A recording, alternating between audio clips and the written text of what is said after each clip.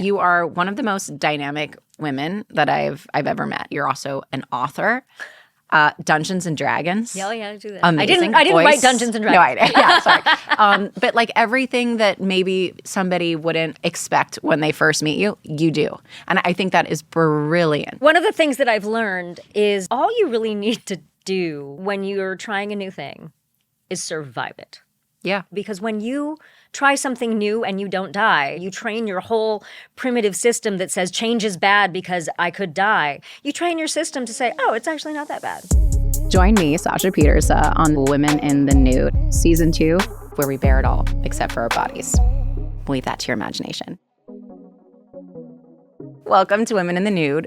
I'm so glad that you're here. I'm so excited to be here. So this is Anjali Bhimani. Boom. Okay. Nailed it.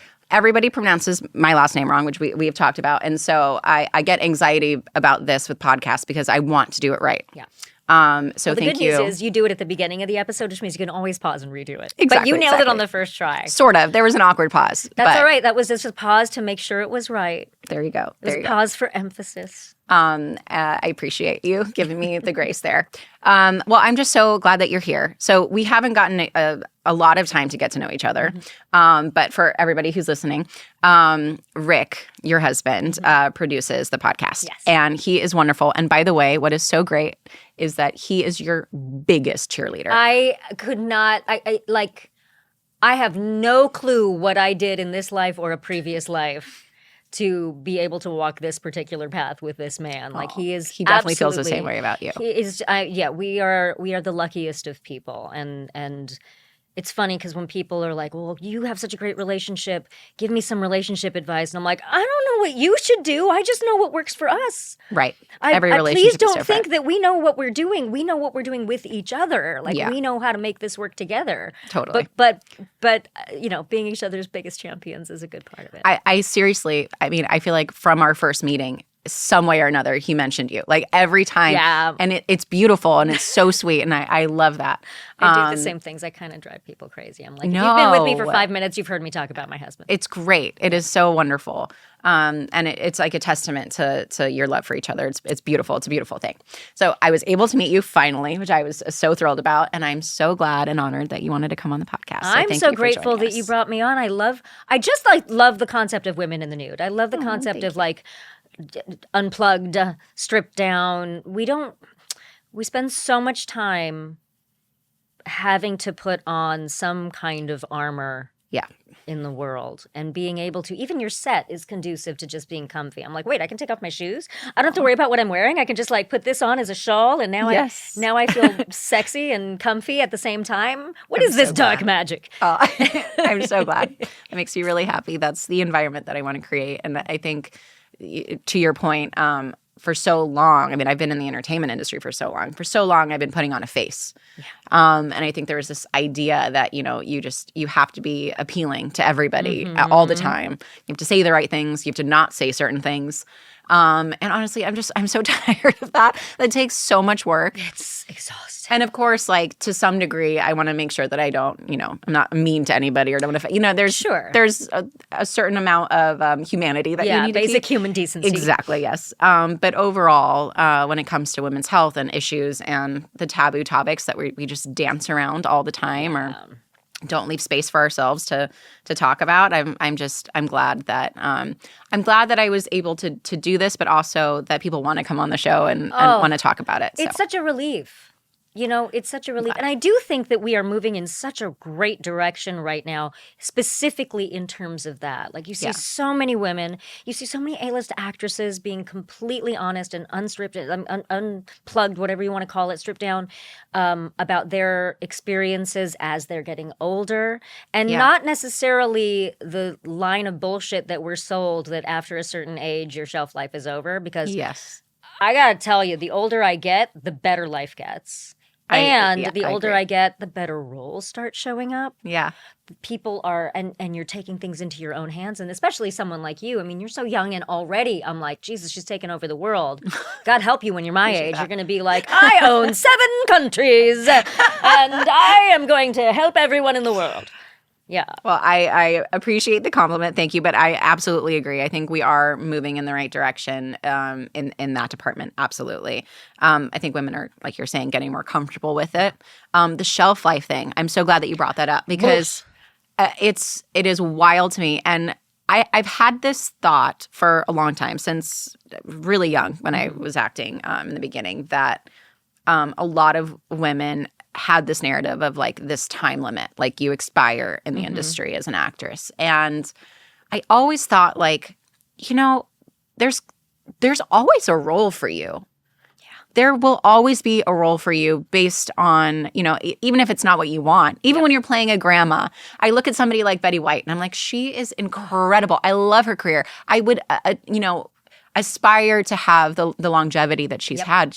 Her career only got better, and that's what I aspire, to be, is just somebody that can get roles, appreciate roles, dive into roles at every age. I think also there's something that I really genuinely I'm thinking through this right now because it just popped into my head as we were talking about this. But like I think about myself in my 20s as an Indian actress. Yeah. And while I don't define myself as such, the world did for a period of time, right? Yeah. I was always like, I'm Indian, but I'm also short and I'm also this and I'm also that. Like there's a bunch of different things that make me who I am. Yeah. But because nothing was really given easily, because there was no preconceived notion in my mind that like, oh, at 22, I actually have a chance to be a series regular. Like I didn't assume that was possible because there weren't a lot of examples of that. I didn't assume it was impossible. Yeah. But I didn't assume it was possible. So things were already difficult. Yeah. But like in a reasonable way, like I assume that all things that are worth it are going to be difficult. So yeah. I didn't have this sense of having that shelf life as an actress because I was already like fighting it, treading basically. water, already fighting against the tide to stay in it. Yeah. Luckily in theater, it wasn't as a big a deal. And all of the directors I worked with, my appearance didn't make a difference or my heritage didn't make as much of a difference as at the time. This was a few decades ago. At the time, it was very much like, well, if you look like this, then this is what you play. Right. And so that sense of a shelf life wasn't at the forefront of my mind. It was as a woman in the world, but not necessarily as an actress. Yeah. And so that when a modicum of success, because I was very lucky. I worked in theater consistently as soon as I graduated college, and then I moved to Broadway. And I was very lucky that the things that came into my path, all I had to do was audition. Just say yes to yourself and get in the room, and let them be the ones who say no if they're going to say no. Yeah. So I had a lot of great opportunities. I love the way that you said that, by the way. Sorry. I feel like it's so easy to reject yourself before you walk in there and you're like, trust me, someone else will reject you. Yeah. You don't have to worry about it. You don't need to do it first. Let them decide. Also, some of my worst feeling auditions. Yeah, those are the ones you get. I know. Inevitably. But so when success started coming my way, in more like on camera and in voiceover and games and performance capture, when that started to come, I already had this baseline experience of, it was a little later in my life. I had this baseline experience of it's already challenging and you need to rise to the occasion. So by the time I started having success, I appreciated it so much. Yeah. And I also was like, well, now that I'm here, I'm not leaving. Yeah. You are stuck. I had to hate Kool-Aid my way through that wall. I'm not leaving. This is it. We're going to find a way. If I have to produce the movie, if I have to create the project, I'm going to find a way because this is too fun. Yeah. This is too much fun. And once you realize you can do that, you can pull all your friends up with you. Yes, absolutely. And that's really like the greatest reward. Rick and I have both finally crafted our life and our careers so that ultimately we don't really have a lot of free time to go hang out with our friends, so we love to work with them. And so now everyone, for the most part, I lead a life where I get to do cool shit with my friends, and that's what we do. Exactly like you're saying, the ultimate goal. Yeah. Like that's also, my goal. Yeah. And it is, like you're saying, such a reward. I just want to say you are one of the most dynamic women that I've ever met. And I absolutely love that about you. And just like you're talking about with acting, it's so important to, I think, bring attention to the fact that you're also an author. Dungeons and Dragons. Yeah, I do that. Amazing. I didn't voice. write Dungeons and Dragons. No, I did. Yeah, sorry. But like everything that maybe somebody wouldn't expect when they first meet you, you do. And I think that is brilliant. It makes me so happy that you have so many interests and you're going for them. I think that's so empowering too. It's like such an inspiration to be like, I might have this thing that somebody doesn't know about me. And you're exploring that and you're bringing that to light, which I think is amazing. A lot of that is self-preservation. Because look, the voices in my head can get very loud. And if I don't keep myself busy, if I don't use my creative powers for the powers of good, they will be working for the powers of evil in my own head. Yeah, that's fair. So one of the things that I have learned in my advanced years, that's not true, but one of the things that I've learned is that all you really need to do, like the bar is so low, all you really need to do when you're trying a new thing is survive it.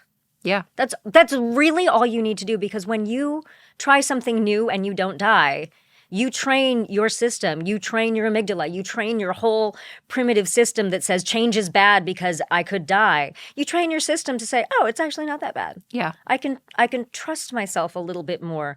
So maybe what else do I want to try and not die? And so when I keep the bar that low, even though I know I have higher expectations for myself, but I try to remind myself, like, all you got to do is survive. It's as simple as that. Yeah. Yeah. All you got to do is survive. Simple, but not easy. Yeah. Just survive this. Inevitably taking that pressure off myself allows all the fun, creative stuff to move to the forefront. Yeah. And then those little voices that could get really, really loud, get out of the way. I think that that's very well said and true. One thing that I want to touch on, because you're so good at this, the way that you're speaking, you're so eloquent. Do you enjoy like guest speaking? Like, speaking. I love it. Yeah. That's awesome. I love it. I've done a lot of like interviews and podcasts and stuff like that, but it's only been in like the last 3-4 years that I've started doing more specifically public speaking at events and about specific things, like some of the causes that I really care about. I'm a huge advocate for games as gaming for good.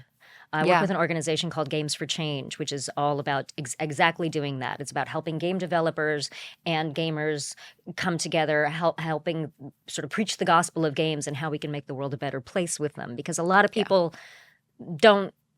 see only the bad or only the toxic parts of gaming, particularly video games, and they don't have any reference point to see how it can make a difference. So, for example, I'm their global ambassador now, so I do keynotes at their events. We did an event at the UN talking about games as can serve the Sustainable Development Goals that they are working on. So we talked about mental health, child rights, diversity, inclusion and gender equity, and something else that I'm forgetting right now. But like being able to have those conversations about something that I care about and opening that up, that's been really fun. I also have had some great times talking at women's business events, but not specifically about business, because there are people with much more experience in that realm. What I like to talk about are the mental things and the things that have gotten me through a career, as you know, that many people would not enjoy the business of. Not that I love it, but like, it comes. How do you deal with quote unquote rejection? How do you deal? And I say quote unquote because I have a very specific take on that. How do you get up in front of people and put yourself out there day after day after day? And how can that apply to other aspects of your life? Right. And then I also like to talk about, I have a talk that I do called Staying Human, Being an Artist in the Age of Technology, and what it's like to navigate the social landscape right. online while still maintaining And a sense AI of authenticity. and Yeah. yeah. So I love doing that. Yeah. I also love that, generally speaking, when I go to these events, most of them are very serious, and I am not. So they appreciate my ridiculous sense of humor when I It's do that. great. Yeah, we all need that. The reason I asked is because some people love that and some people absolutely loathe it. Yeah. I think it takes a special type of person to not only, get up there and speak, but also to enjoy that aspect of it. I think what I enjoy about it is, most people when they're doing keynote speeches and stuff like that, there is genuinely a structure and a way to do it and sort of like a career path as a public speaker. I'm just excited to share my stories.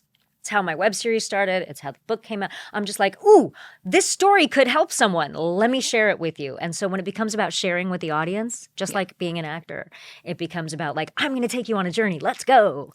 Well, that's relatable too. It's like you don't feel like it's something that's structured. You don't feel like it was like, written by 3 people and gone over. And like it's way more authentic, way more believable because it's true. Those are the things that you're feeling and that comes across, that humor comes across. Like those are beautiful things.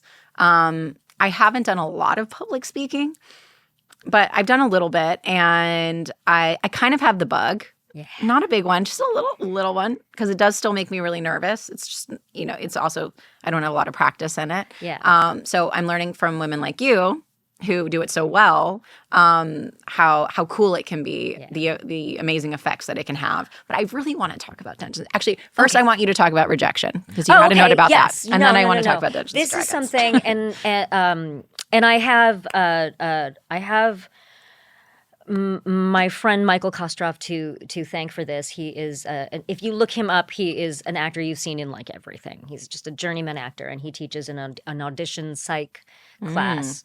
And people are always asking us like, how do you deal with rejection? And I used to say, well, I don't know. You just do. It's part of the job. But then Michael pointed out in class, and he was like, look, it's a numbers game, which everybody says, but he's like, say 100 people audition for the role. Only one person can get that. It does not mean that 99 people sucked. Yeah. It just means that one person is what they want. So I took that and I was like, that's so simple and also mind-blowing at the moment. I felt really stupid for not thinking of it that way before. But then I realized, okay, cool. Then what is the thing that makes me feel rejected? Oh, it's my interpretation of what that disappointment means. So the first half, I really wanted that job. I really worked so hard. I really, really, really wanted it. I thought I did so good. That's disappointment. And you have to have that. You have to own it. You have to let yourself have that. But the second half of the sentence, therefore I'll probably never work again. I probably suck. I'm such a loser. All of that. That's rejection, and that's you. Right. That's you making that shit happen. Yeah. So if you can allow yourself the pain of the disappointment without continuing the sentence and the interpretation of it that somehow passes some kind of moral judgment on you because you had this experience, if you can do that, it's not easy. It's simple but not easy. But if you can do that, you really can mitigate the damage that it does on a regular basis. Yeah. I like to make sure that I have something to do immediately after every audition.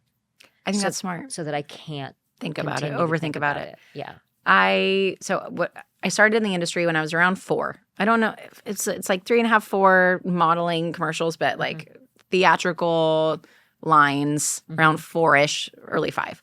And that's obviously such a young age. Yeah. At that point, I don't think I necessarily thought about the rejection aspect of it. I was just kind of having fun with auditions. Yep. But as soon as I became aware of not being able to get something, I was on my first TV show when I was 5. And so after that, I was aware, like we ran first season, that show got canceled. Why am I not playing that role anymore? Now I'm going back to auditions and I'm not, I liked that. I'm not doing that again, sort of a thing. I was more aware of it. And my parents were trying to figure out how to explain basically rejection to me. Yeah. And what they had said, and I've altered that as an adult, but what they had said to me was go into the audition, have fun, and then don't think about it again. Yep. And as I got older, that thought process got more complicated because I wasn't able to do it as well. I'm like, oh, but I did really want that. And now I'm super aware of the fact that I didn't get it and why. And you start overthinking. And to that point, yes, only one person can get it. And the reasons you don't get it are more than likely not that it's that you suck. No. It's that sometimes they are exceedingly stupid. Well, it's so many executives are like, well, our hair is blonde and we want brunette, and even though they can easily change that. Have you heard of this thing called hair dye? Yeah, exactly. There are silly things like that. And it really is down to just minor differences. And I think the world of self-tapes now makes that even more exhausting because it used to be 100 people. Now it's 1,000. And are they even watching your tape? Like you go through all of this effort to you put yourself out there. You work on the character. Sometimes you pay to get your self-tape. And sometimes they won't even watch it. And so there's a lot of negativity there that builds up. But I think you're exactly right.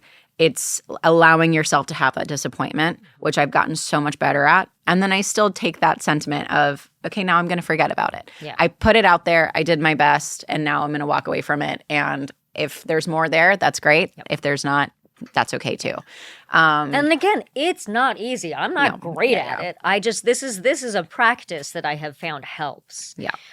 Because there's still, I'll admit it freely, there are still moments where I've been like just on my knees crying, being like, what the hell happened? Right.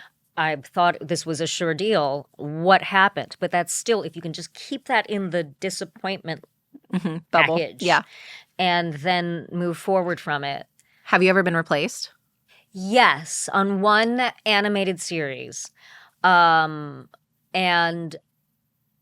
it was painful as fuck. I have too. That's why I'm asking. Yeah. Nobody really knows about it besides the people behind the scenes. It wasn't a public thing, so thank God for that. Well, mine was a little more public, but yeah. So people didn't know about that, and I still have a hard time when people talk about that particular project. When people bring it up, I somehow verbally vomit that, like I somehow let it be known occasionally that like, oh, I did this. And then I was like, why would you share that information? You don't need to share that information. Nobody needs to know that. That's natural though. I feel like it's, But nobody needs to know like, I got replaced. Right. You know what I mean? Like nobody needs to know that bad part. So that's a thing that I've been working on, being like, just appreciate this incredible piece of art that they made and talk about it completely separate from your experience. Can you please do that like a grown up? Right. It's really okay. Right. And I as well don't talk about this often. Every now and then I've shared it. Obviously I'm going to share it now way more publicly, I think, than I ever have. I may have mentioned it on the podcast before, sort of, but I don't think so really. Pilot season, back when pilot season existed.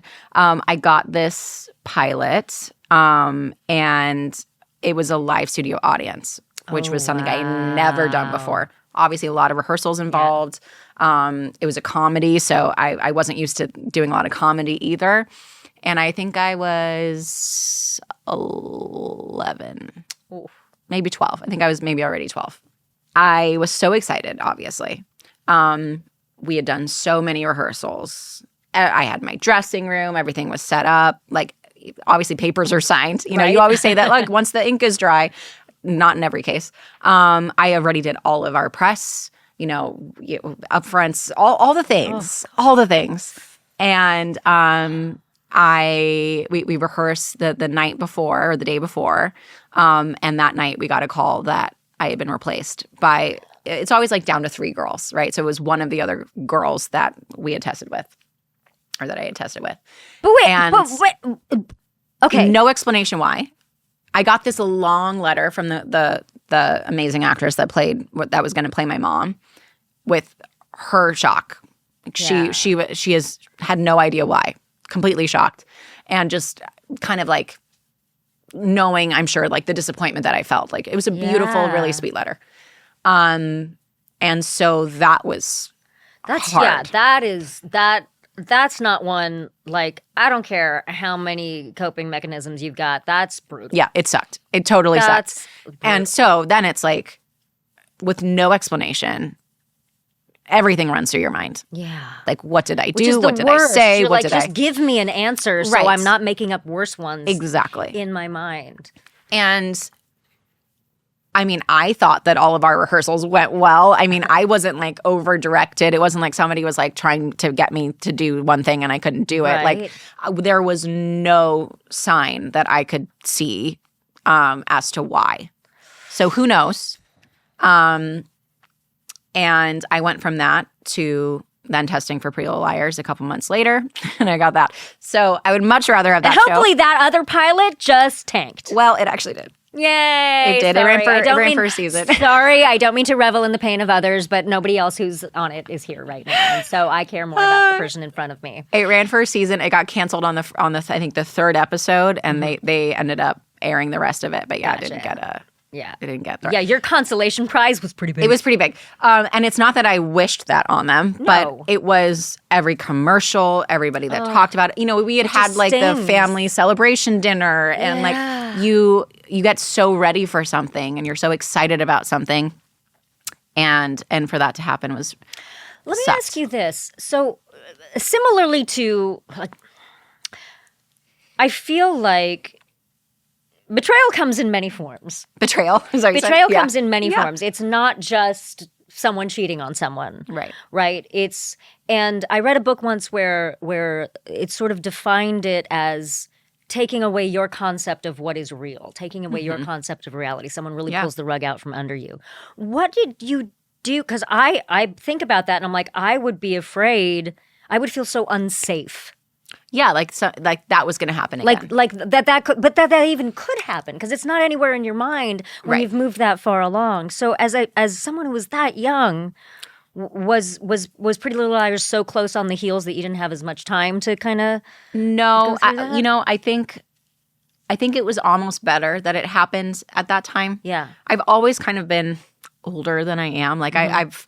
Yeah, you know, every show that I've done, I was playing older. Everything that it was just even just like in the roles that I was getting, they were always older. And I'm actually happy that it happened when it happened because I don't exactly remember. Like I can't tell you exactly what I did to process it. Right. I don't really remember. Yeah, it's hard to remember that part. But those trust issues were definitely there. Yeah. I did a couple episodes of Heroes in between. Oh, nice. And that was pretty shortly after, and I think that helped. Yeah. Because then it was like, I know I loved Heroes too. It was their last season, but it was gratification because it was like, oh, I can still get something. Yes. And I can still get on set Yeah. and I still love it. And I got to play a cool character. And I think even though, you know, I think it was like 6 or 7 episodes, it still felt like, oh, I'm a part of something. Yeah. Well, a 6 or 7 is not insignificant. It's not like you're a one-day guest star. Right. And it felt like, okay, they wanted me. They were happy with me. And that was not necessarily a me problem. Correct. I'm sure there were 100 other voices that, you know, who knows what the actual reason was. I never got one.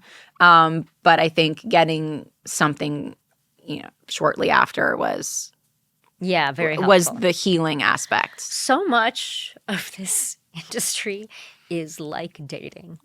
Totally. Auditioning, getting the roles, not knowing why someone broke up with you. Like, so much of it.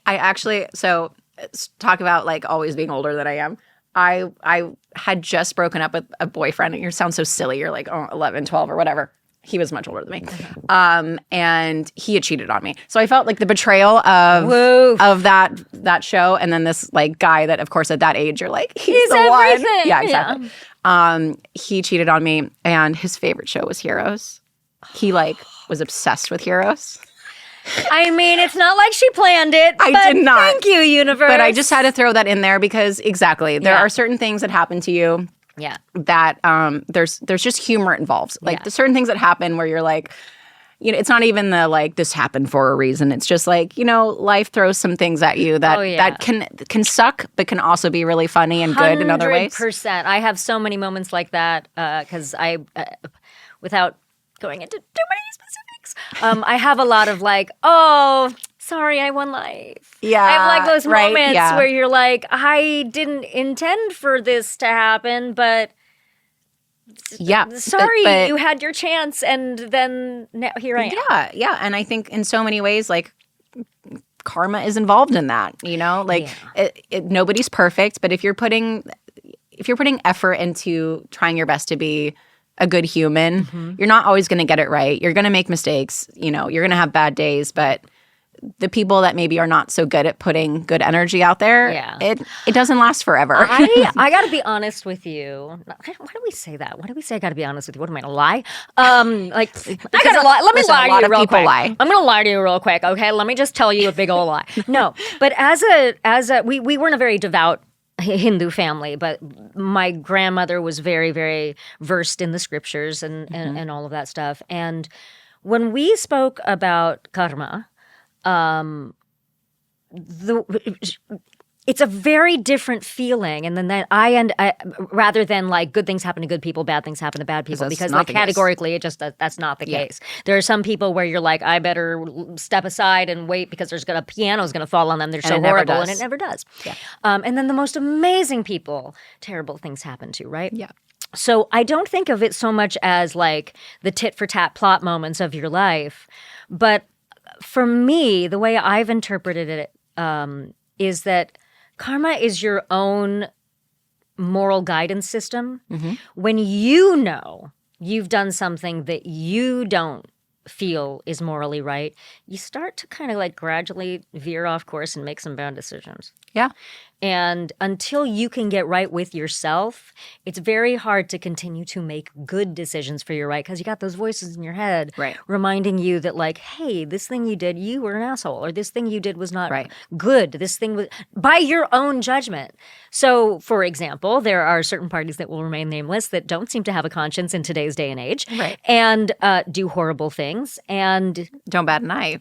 Seemingly don't bat an eye, but also then like, there are no consequences. And so you're like, when is their comeuppance? When are they going to get there? You want that. The part of us that wants justice in the world, forget about law, just like there wants fairness, gets so frustrated with that.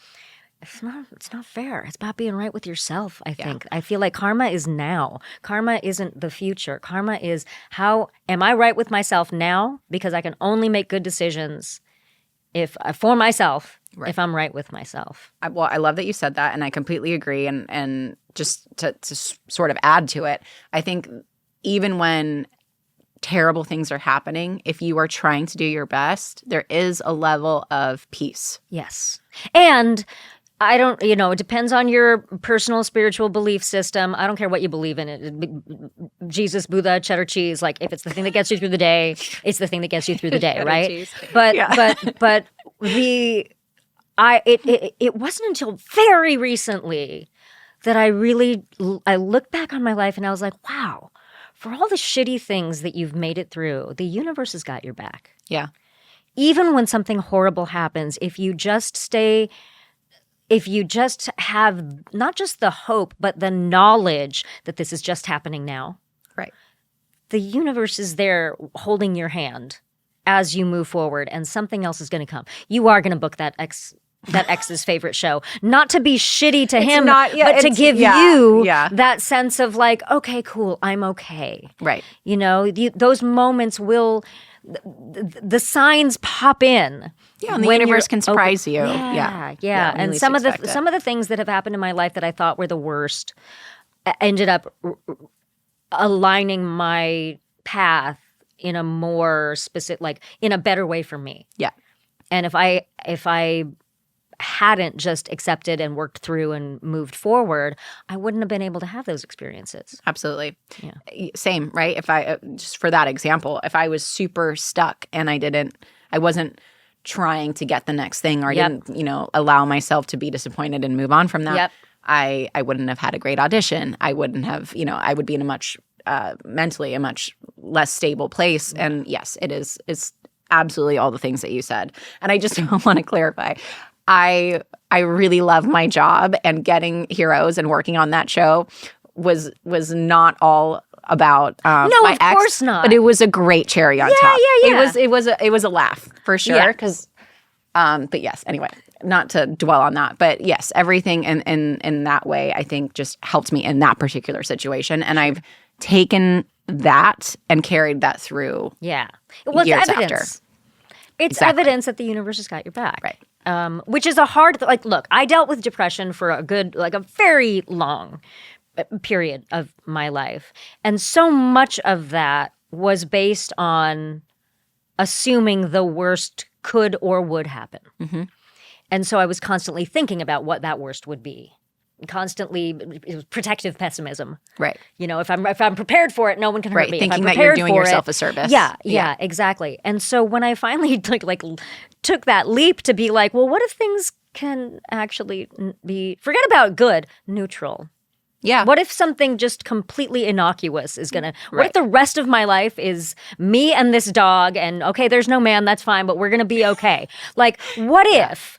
And as soon as I started to really start to just peel away that worst case scenario thinking, and it's still, it still pops up, and now I just have to clock it. But once that started to go away, all of that, the world is awful energy that was keeping me sad began to gradually lift.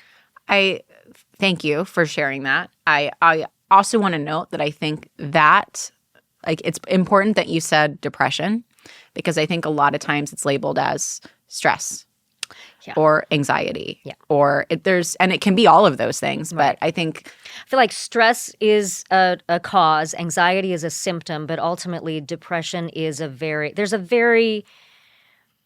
I don't know how you define it from the outside, but from the inside, you know the difference.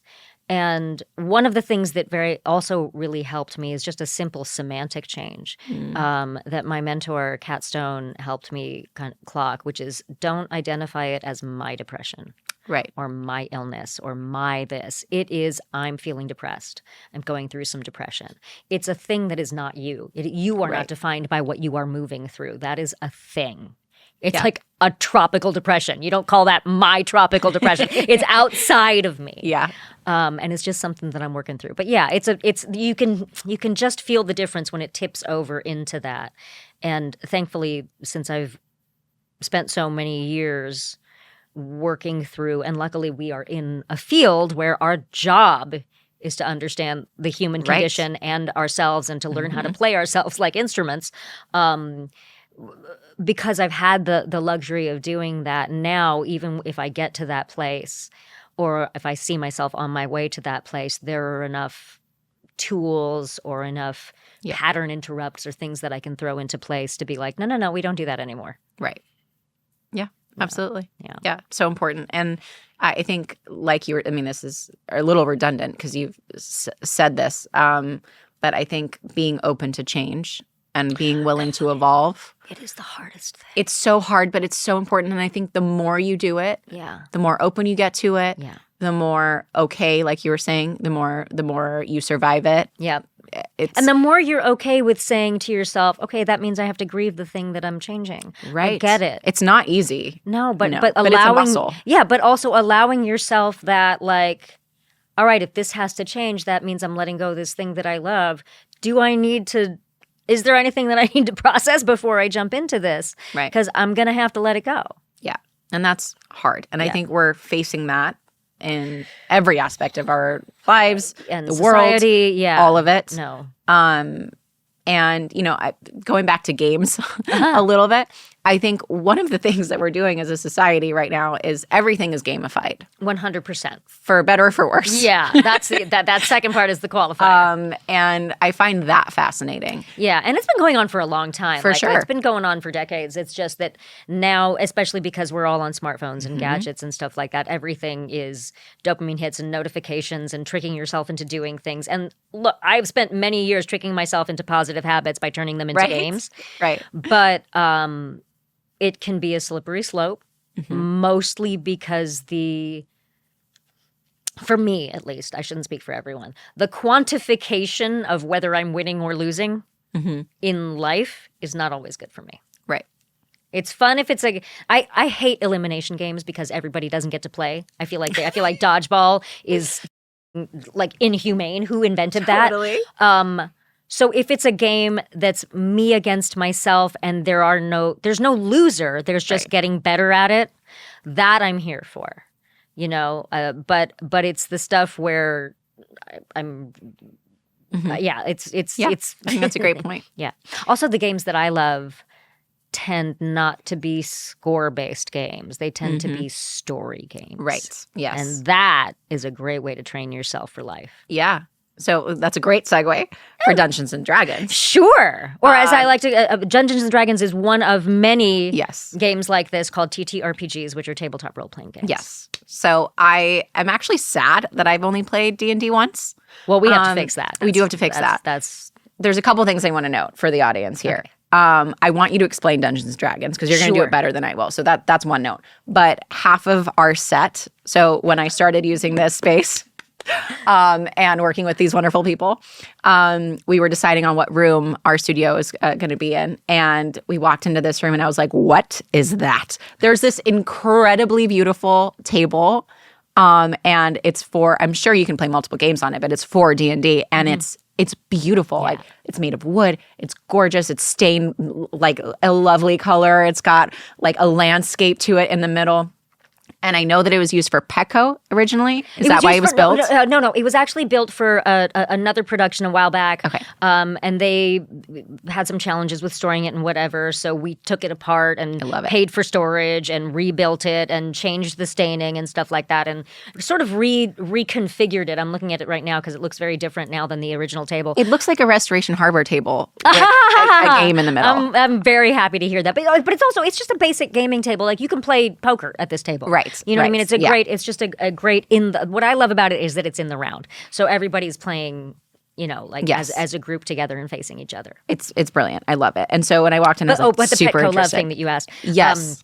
So we did play the first big game that we played and streamed at that table was a thing that I called the puppy roll, like the puppy bowl, but the puppy roll, where I and a bunch of my friends who are well known in the TTRPG and gaming community, we got together and played D&D for charity as our pets. That's so cute. So Charlie is a bard of the College of Glamour. His character name is Chartleby Barkenter, bard and biscuitologist, the mayor of Doggo. That is amazing. And yes, if you see us like looking down, yeah, that's Charlie. I don't know if Charlie's walking around. Yeah, like, why is Anjali just reaching her hand down for 10 minutes? He's the sweetest. He's such a good boy. He's also just manning the perimeter and walking laps. It's amazing. Yes, I feel very protected by Charlie. Little man.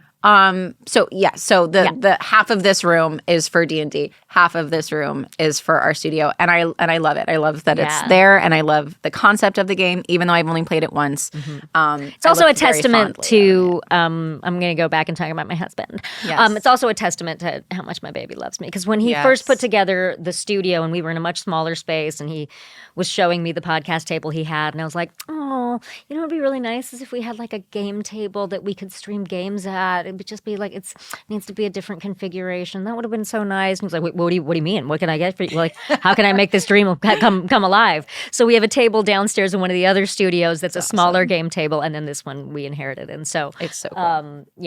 Yeah, I have been a big nerd my entire life, and now we finally live in a world where you don't have to be in the closet. You can just let your freak flag fly. Totally. And like if 8-year-old me, because I started playing D&D when I was 8, if 8-year-old me was here and I was like, hey, guess what's going to happen? And this is what you're going to be doing with your life and your career. She'd have been like, this does not compute. Yeah. How is this a thing? It's awesome. And that's a testament to you literally making it happen, being willing to share that yourself in that way. Well, there is a ginormous community of people who are quite possibly the most generous, supportive, loving. I mean, the gaming community is why I wrote my book and why I made that web series, because I'd never seen that level of it's connection. It's support. That community is strong. Yeah. And gaming in general, like TTRPGs are especially this, but I think gaming in general, one of the biggest powers of gaming is that unlike TV or unlike plays, the person who is your audience is part of the story. Yeah. They have agency. They get to be the hero. And when you get to be the hero and identify something about that hero that you connect with, then you connect with the hero in yourself. And you can take that out into the world with a little bit more confidence. It empowers you. Yeah, exactly. So for people that don't know what D&D is. What D&D is, yes. Like, so, let me explain. So basically, it's a storytelling game. A lot of people say that it's long-form improv, and that is very true because it is that an can sound improvised intimidating, game. though. It can, but here's the thing. Rather than you being in a theater and people calling out suggestions and you being like, hey, give me a location, and they say you're in a laundromat shooting a porno and Whose you line have is to it act anyway? yeah, Yeah. exactly. You have to be funny and all of that. It's not that. It's all about getting together with your friends and telling a great story. And the chance factor, rather than the audience making suggestions, is that you have your sort of narrator, your dungeon master, your game master there setting the scene, but you play with dice. And anytime you want your character to do something. Special dice, by the way, not regular dice. Special dice that may or may not be in that bag. I'm so sorry. A little gift bag down there on the floor, I'm just saying. Anytime you want to do something, you will, likely your DM may make you roll a die to see how well you do it. Mm-hmm. And depending on what the number is that comes up on that die, you need to tell the story of how that result manifests in the story. And you do it together. That's fun. So, especially as an actor, it's super fun because we're so used to reading a script and having to fit ourselves and create the timeline and create the thought process for their script. But in this, you're the actor and the writer's room. Mm-hmm. And it is an open book test with your friends. There's no, the rules can be intimidating because there's all these books and all that stuff, and it seems like such a heavy lift. But I guarantee you, if we threw you into a game right now, it'd be so fun. It would be so easy and so fun because people take care of each other in this game. Not only that, you get to create your character. 100%. And that is also so fun. Like, that is a big part of it, and I love that. Yeah, love that part. I mean, my dog is a freaking bard. It's he has this much. Oh, I know. I'm talking about you now. Like, I know. what? I'm not gonna say what I was gonna say. Like, you know, Charlie Barkenter, bard and biscuitologist. You are fully aware his strength is not his strong suit, but his charisma is through the roof, and that is accurate. He's the yes, sweetest. sir. That is absolutely right. My silver fox. It's amazing. He's just so sweet. And So, I love that he just knows. You I just can see it in his eyes. You just know. So Dungeons & Dragons specifically is one game. Yeah. There are many, many, many other tabletop role-playing games where you can tell these stories and they have different game mechanics.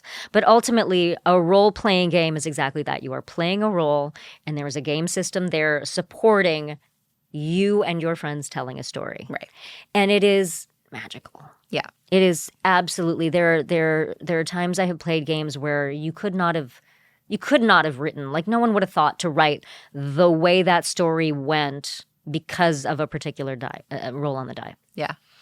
It's very parallel to life, which is, I think, yes. Yeah. Well, that's the other thing that I love about it because I really do so much of what happens in our life and what we experience is about the stories we tell ourselves. Right. And when you get used to spinning a story so that a quote-unquote failure on the roll of the dice still tells a great story, you realize that everything goes into the milkshake. Right. And I would prefer to add to the bank account of my life is awesome rather than the bank account of my life sucks. So if I fail at something, I'm going to have to figure out how that works into my story. Yeah. And also it's just fun. It's fantasy Right. It is. and sci-fi and all the things. It is super fun. And so what I love about you being a face in this industry, if you will, is the fact that I think it's important for other women to see other women totally in that space. Because I feel like, I mean, and I could be wrong. Maybe this is just my old lens on it. I don't feel this way anymore, but it's almost like, oh, that's for guys. Used to be. It used to be that. Used to be. Yeah. And now it's used to feel that way. I was very lucky because, again, I'm an 8-year-old Indian girl in Orange County, California. So no one looks like me, right? Yeah. It's just not. And it could have been very easy for my experience to be feeling very othered. Mm-hmm. But I never felt that way. I felt other, and I definitely had the sense of one of these things is not like the other. But when I was playing this game with the other people at the table, it didn't matter. Yeah. Because what mattered is what my character was and what my character did and how I created that and how they walked through the world. And so it gave me this sense of there's always a seat at the table. Right. There's and always a what seat a at the great table. foundation for acting and theater and getting into that too. I mean, that's great segue. Just fun storytelling. Yeah. And then I stopped playing when I was in college because the biggest challenge of playing these games is scheduling, is trying to get people all in the same place for several hours. Could and not do be it, more adult and then than do that. it on the Yeah, regular. yeah, It's hard enough to get people to do podcasts. Yep. so in college I kind of stopped, but I stopped playing video games and computer games probably first Metamorphoses. It was like 2002-ish was my first Broadway show. And I used to come home and like play video games in between shows. And then I was like, you should be more serious. You should do more serious. You should use your time more wisely. Exactly. Exactly. Because when I came back to it, decades later, I came back to it and I was like, why was I denying myself this? This is like that period of time that I told you about when I wasn't eating cheese. Exactly. And I was like, why would you deny yourself the joy of cheese? Yeah. Why would you do such a thing to yourself? Somewhat of a side note, but not. I found video games later in life. Yeah. That was not something that my parents were interested in. They didn't want me to play. Yeah. It was like just something also, it was there are a lot of horror stories that people have created surrounding games. Totally. Yeah. And so my husband liked playing Call of Duty. Okay. And that was my initial intro. Yes. It was when we were early dating, so it was just kind of like this fun thing to do together. And I was like, oh, I really like this. And of course, Mario and lots of different versions of games, and that was just so fun. And I feel like I got more into it than he did. I took over. I was like, this is amazing. And we go through phases with it. Now that we have a kid, that's all changed. Yeah. But I loved it, and it was not this time sucking thing that I was playing where I felt bad about myself because I was doing something that, wasn't productive with my time. It was like, oh no, I'm really enjoying this. And this is. And you were playing with someone else. You were sharing it with someone else. I've heard so many stories. The first big video game I did was called Overwatch. And it's a game where you play with other players all over the world. Yes. And there are so many people who've told me stories about they met their best friend through Overwatch. They got married through Overwatch. Oh, we had never met. We lived all the way across the world and we finally met up at this convention and now we're best buds. There's so many great stories of families coming together. Yes. And because of the characters and the way that they were very fully drawn out, they weren't two-dimensional. Yeah. And there was tremendous diversity in that cast, and there still is. My character is an Indian not architect. She makes things out of light, but she's on the spectrum. Oh, and so there was this wonderful depiction of someone who is on the spectrum who, yes, has all of the intense challenges that came with her particular manifestation of that, but also who never used the things that were going on in her life as an excuse not to find the things about her that were extraordinary and then take those into the world and be a hero with them. That's really cool. Because she wanted to make the world a better place. So I've talked to families who were like, there's this one family that we know that are the son was nonverbal until he started playing Overwatch. Whoa, that's really And so cool. little things like that can unlock, or big things that can unlock parts of you if you allow for the good and not just subscribe to the bad. There is toxicity in communities. It's Call of Duty all over the world. Not the best thing to mention. Call of Duty, probably not the thing you want to play with your 5-year-old. Absolutely stuff not. like that. There are definitely certain games that are more. Yes. But there are also these beautiful games. There are cozy games. There's a game that came out a year or two ago called Venba, which is all about an Indian family moving, immigrating and sharing their culture through cooking. That's really neat. There's beautiful stuff out there. Yeah, really beautiful stories.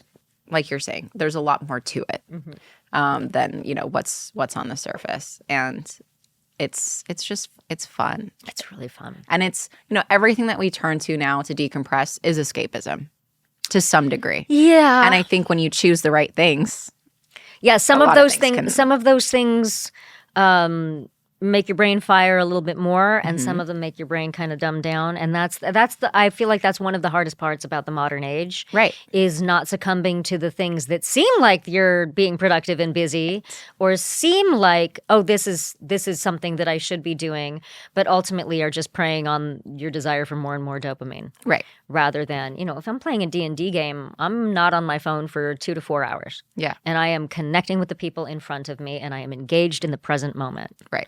That's not something we get to do a whole lot in today's day and age. Yeah, so my point with that is choose your escapism wisely. Correct. And that just makes a massive difference in your life. Yes, it's you are turning off all the noise and connecting with people, and it might not be what a lot of people would turn to, but you get it when you play. It's like, oh, this is cool, and I'm learning something from it, and I'm taking something from it, and it's more than just like a stereotype that's like slapped on it. And that's what I want to implore parents to do as well. Yeah. You know, one of my favorite things is that my mother played D&D with my niece and my nephew once. Oh, that's so fun. Like, it's just like this is very much a multi-generational game because it's stories. It's just stories. Yeah. And there are so many. There are other games that are other role-playing games that are a very not heavy lift. There's an extraordinary game called For the Queen. It's all storytelling, and all it is a series of cards with questions on them. But it's a storytelling game. Mm-hmm. So there's a lot of fun stuff that really, really works your imagination. And I love a game night. Oh yeah, in general. Oh like, yeah, I so love good. that with friends. Like that is just so fun in general. Unless it's an elimination game, in which case, off. Not playing. It's true. Honestly, it is. I'm also an incredibly competitive person. I could see that. I tend to be myself as well. So I try to undercut myself by being like, I'm not going to win. Yeah. And it just talk about protective pessimism. It is. I'm not mean, but I am like, I do want to win things. Yeah. So when it comes to like those elimination games, like, especially if it's a friend, I'm like, I'm going to get you. But it does feel. It does feel unfair. Yeah. And it wouldn't be my choice. Yeah. I much, rather the interactive games that don't have that. So I like that point. Mm-hmm. So the parent thing, like as a parent myself, one of my biggest things is like for safety reasons and connection reasons, I want to be up to date on all of the things that he has access to. Instead of also just labeling something as like, no, I don't want you to play that because, so-and-so has said this. Like, I want to see it for myself. I want to know, like, what the benefits, what the dangers, what the everything in between is about. Is this something that we can play together and enjoy? And really decide what is off limits and what isn't for ourselves. And just understanding technology. So, I mean, that is a lot. Look, I don't have kids. Charlie is your kid. Well, but I don't have human children. I know what you're saying. For like on purpose. This was our choice. The amount of like just you talking about that, like I want to know everything because I have to protect my child. Yeah, that is so big. Oh, it's so difficult. So big, and I can't even imagine what that is like.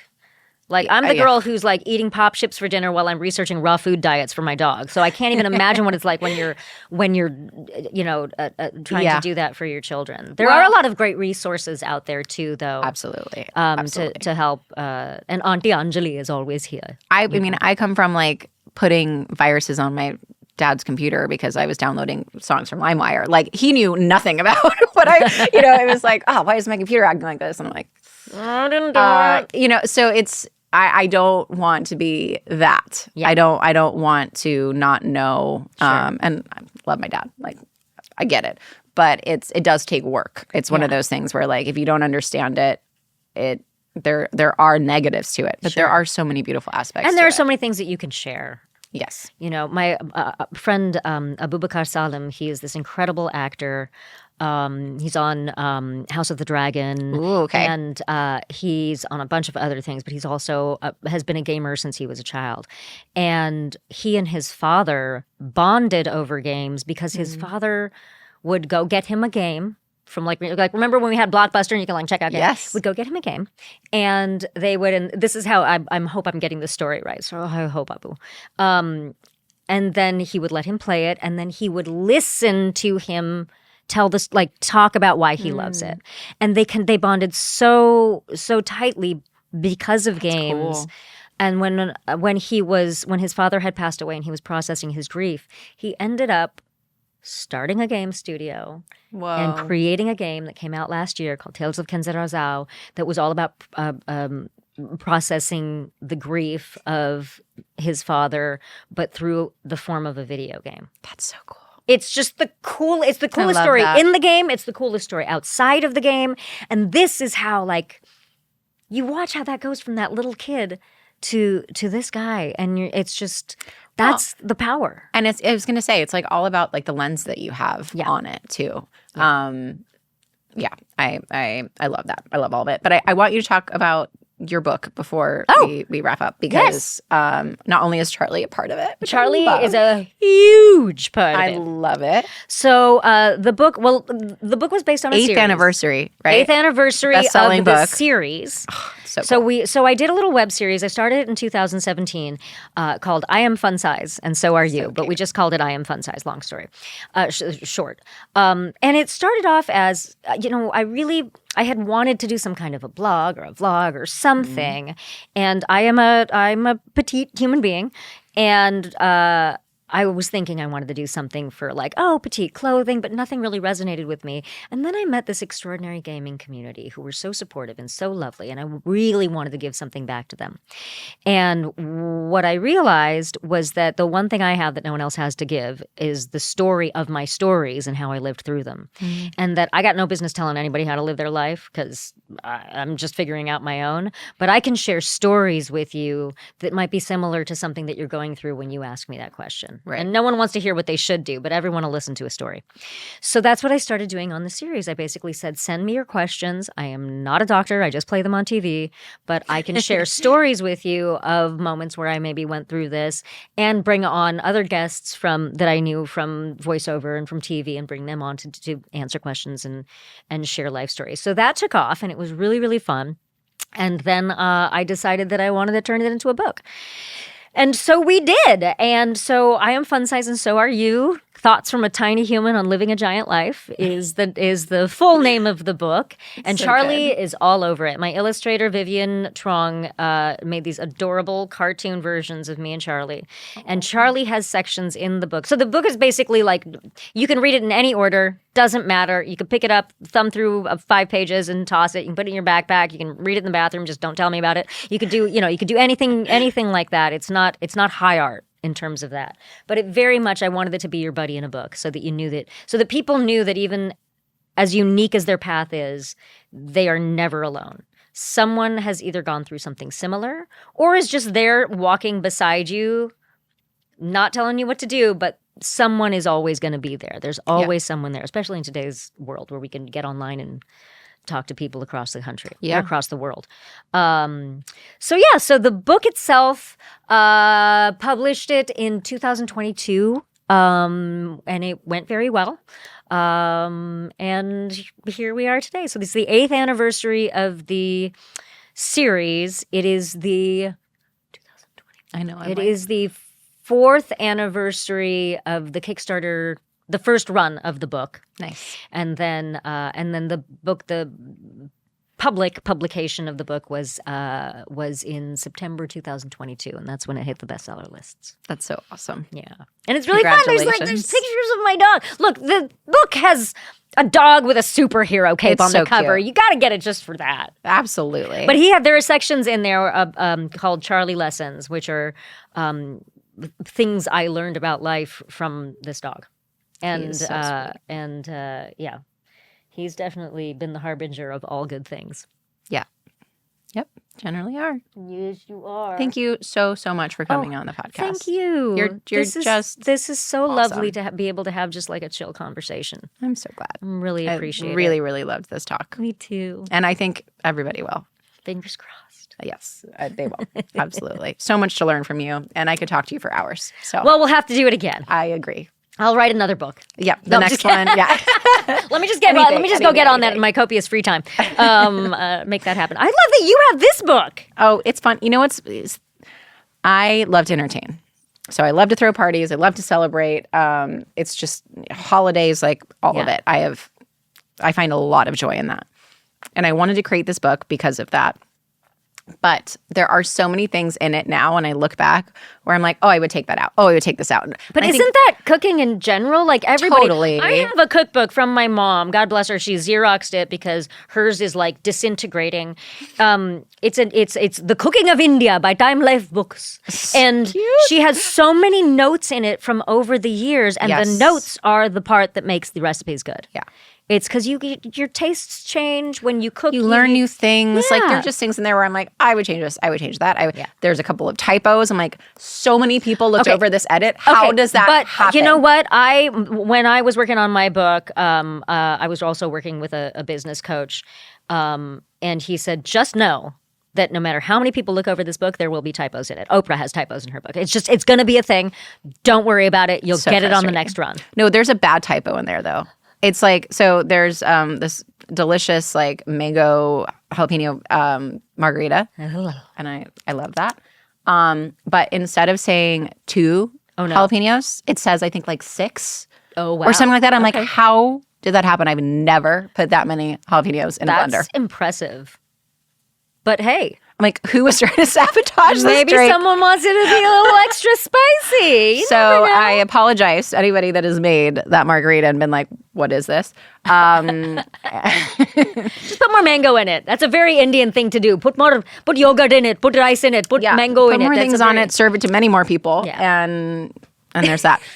So I think that's like the major one, and then there's like a couple other little. Well, things I'm gonna there, have to but- leaf through it. Rick knows I have a ton of cookbooks at home. Not because I cook a lot, because if it's for me, if it takes me longer to cook it than to eat it, I don't want it. But for Totally parties fair. and stuff, Yeah, I'm all and about it. that everything that was in that book is geared towards it being like anybody can do it. It's not, nothing is overcomplicated in that Walk other home than with the jalapenos. Sure. Oh, right. I feel like it's like I guess I should probably do the same thing. We're just, for 2 people who do a lot of social media, we're really bad at promoting. Ta-da! Books. I will say it's pretty. One It of is my gorgeous. dear friends who also photographed my wedding photographed this book, and I do love it for just that reason. Like it's it's pretty. I'm gonna find you one of my favorite Friday backs. Charlie photos in here. Please do. There's Fun-sized, so I love many. it. There's so many. I mean, there's Charlie painting Even just in the Paris. cover with him in a cape. It's just so Come sweet. on, I love this it. is just like so good. Yeah, we're talking about you. That's your book, buddy. You're so sweet. That's your book. I was gonna say you got to show him. That's your book. Oh, you want to talk? Charlie. Hey guys, it's me, Charlie. Hi, sweet boy. Anybody got any bacon? Yeah, I don't know. I just got a little bit of the stage He's fright. got to go to the vet after this. Don't tell him. Just gotta. That's okay. It's gonna keep me healthy. Sweet Yeah, boy. I'm 15, going on 8. Well, thank you again. I'm going to link all of this because I'm super excited to read your book, and I want to link everything that you do. You're just amazing. so much. You're just Thank you, amazing. and we'll do this again, Yes, we will. and then we'll play D&D at that table. Absolutely. I only want to play with you now. That's Okay. you're my reintroduction Don't to it. threaten me with a good time. I'm ready. I'm excited. All right. Thank you, everyone. Thanks, for guys. listening. Bye.